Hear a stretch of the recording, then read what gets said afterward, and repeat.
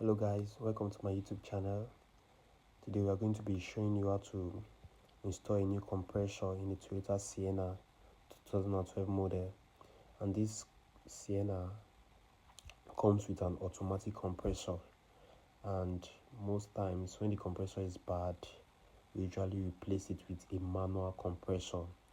The reason for that is that the manual compressor is stronger than the automatic, although both cools the same way.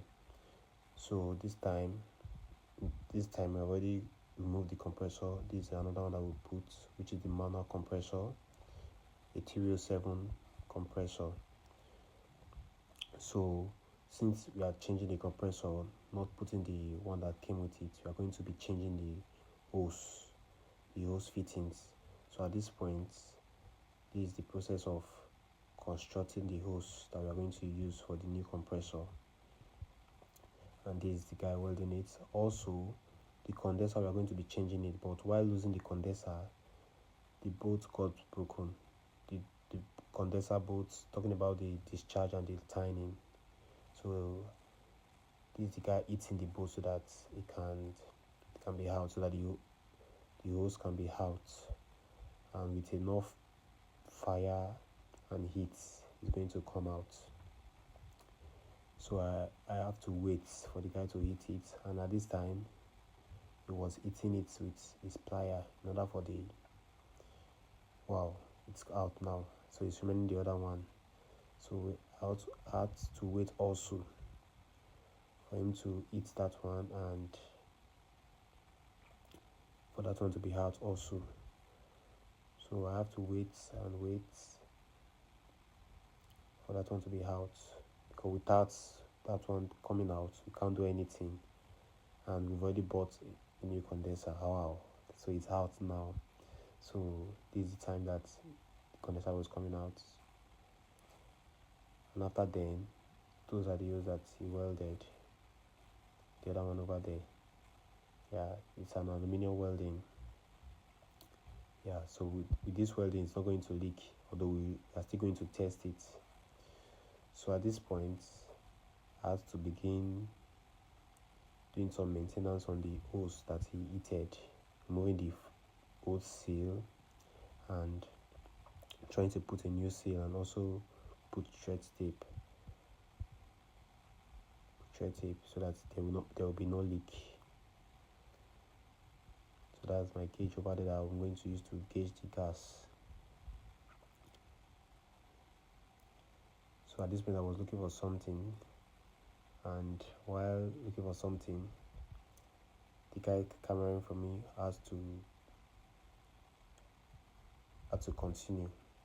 So this is the new condenser that we bought, and I'm trying to fix it now. So mind you, there are two holes that enters into the condenser, which is the discharge and the timing. The discharge is bigger while the timing is smaller, and sometimes we call the timing the liquid hose, and that's the pipes that go straight to the valve, and that's the one I'm tying now. That's the liquid pipe or the timing pipe. And at this time I'm tying the discharge, which is the one that goes directly to the compressor. Yes, it goes directly to the compressor, and most times that hose is usually hot, because the compressor releases hot air to the condenser, and then the condenser condenses the gas before it turns to cool air at the evaporator. So the evaporator is usually inside the dashboard. It's always inside the dashboard, because you can't find the evaporator elsewhere, but it must be inside. So at this point I was still trying to tighten the bolts so that it can be very firm, and so that there will be no leak whatsoever. So at this point I was already done tying that discharge and timing. So waiting for the next thing to do, I had to quickly carry the other bolts in order to tie the condenser to the radiator, so that it won't be shaking, so that it will be firm. Because without tying that one, it will be as if they are separate. So that's why and that bolt is usually 10 bolts. So here we go, tying it,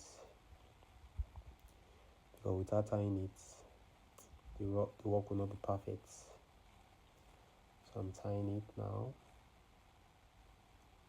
The other bolts, there are 2 bolts that usually holds it. Here we go. So that's a 10 socket spanner that we are using.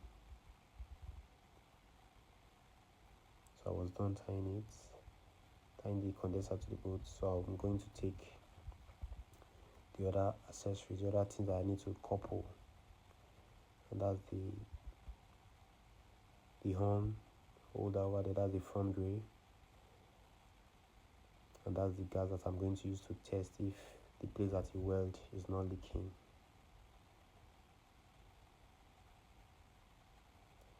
And mind you, this day was a Sunday. I had to just do the work today because the Monday of it I will be very busy, and in order to please the person, because they're also using the car for school run, that's why I had to just do the work today. So at this time I was putting some gas inside just to be sure that there are no leaks.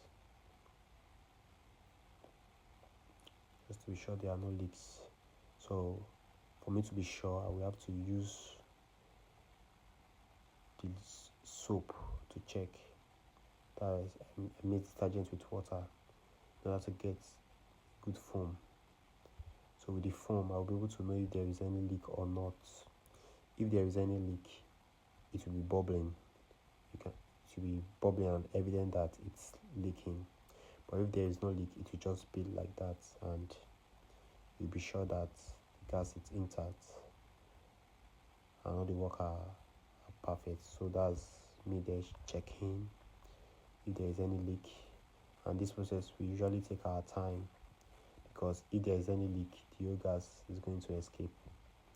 So we usually take our time in this process just to be sure, because the essence of all the welding and all the tying is to be able to save the gas, because the gas is what we need in order for the AC to cool.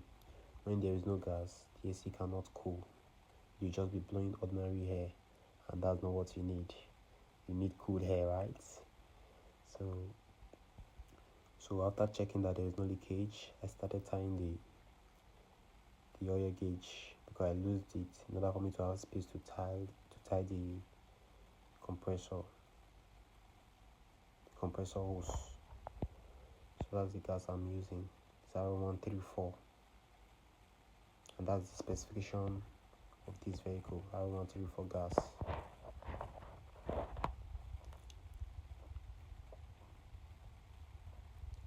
So I was still trying to be sure that everything is intact, and at this point I'm trying to tie the horn. That's the chassis that holds the horn, part of the chassis that holds the horn, and also the bonnet cable. So that's the bonnet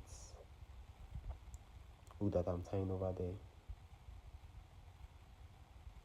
Yes, and also while tying that bonnet cable, you have to be sure that the cable is connected, because if the cable is not connected, when you close the bonnet, it's not gonna open again.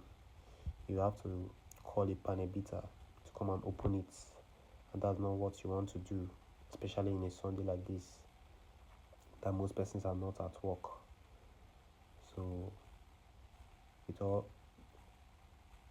that being checked, I'll continue tying the bonnet cable, the bonnet hanger.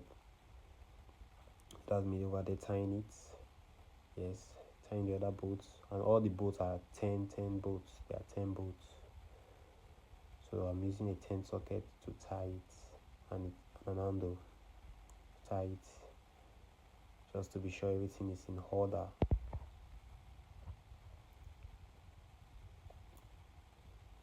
But mind you, you have to be very firm with the bolts, because if they are not firm, they're gonna lose, and it will be an issue to your work, the work that has been done. That's the old condenser that we changed. Because that condenser, the reason why I changed it is because it's blocked, so no air was passing through it, and that could also be the reason why the previous compressor was bad. So anytime you are changing your compressor, there is a high probability that you are also going to change your condenser along with it, most especially when that condenser is blocked. So that's the front gear over there. I'm trying to fix it.